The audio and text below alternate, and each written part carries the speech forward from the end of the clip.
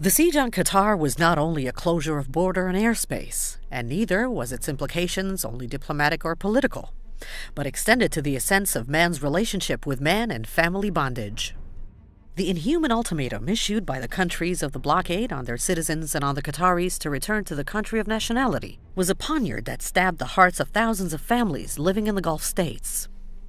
In its second report since the siege began, the National Human Rights Committee confirmed that 13,314 people had been affected accordingly, noting that it was still receiving more cases.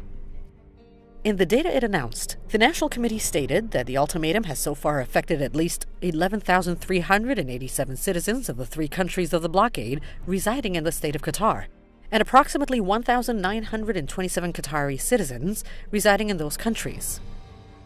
The severest cases have separated the mothers from their children. The committee has received numerous appeals and complaints. These are not only from Qatari citizens, but from citizens of the UAE, Bahrain, and Saudi Arabia as well. All of them asserted that there were many violations of freedom of movement, private property, education, and the right to reunion. They added that all these decisions led to gross violations of human rights. The National Committee went on to say that 30,000 families are now deprived from the right of reunion, in addition to disruption of education of students, especially those non-Qataris who are currently studying at Qatar University. Since the first day of the crisis, the committee stressed that the decisions to sever relations with Doha are only breaches, violations of human rights conventions and covenants, and international conventions on the matter. As a matter of fact, the committee addressed several relevant international organizations, including the Office of the High Commissioner for Human Rights, Amnesty International, the Special Rapporteur on the Right to Freedom of Movement, the Special Rapporteur on the Right to Education, the Special Rapporteur on the Violence Against Women, the Human Rights Group, and other business enterprises, which unanimously agreed to reject decisions of boycott and siege that are not based on any law. The NHRC signed an agreement with an international law firm on the issue of compensation for those affected by the blockade imposed on Qatar. The Swiss lawyer's office will begin looking into humanitarian cases of about 2,500 whose rights have been violated in the health, labor, reunification, and education sectors.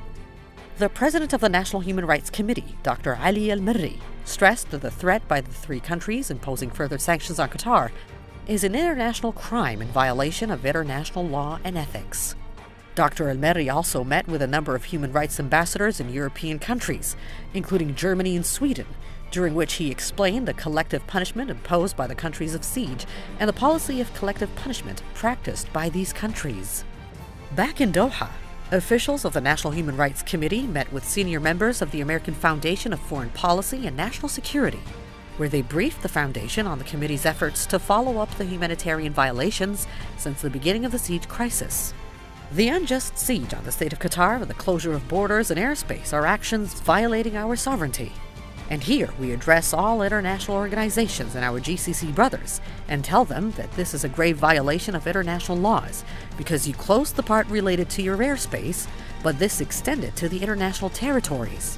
The Ministry of Transport and Communications has held a meeting with the Council of the International Civil Aviation Organization to discuss the violations to the safety and security of aviation, in addition to violation of the binding agreements for all parties.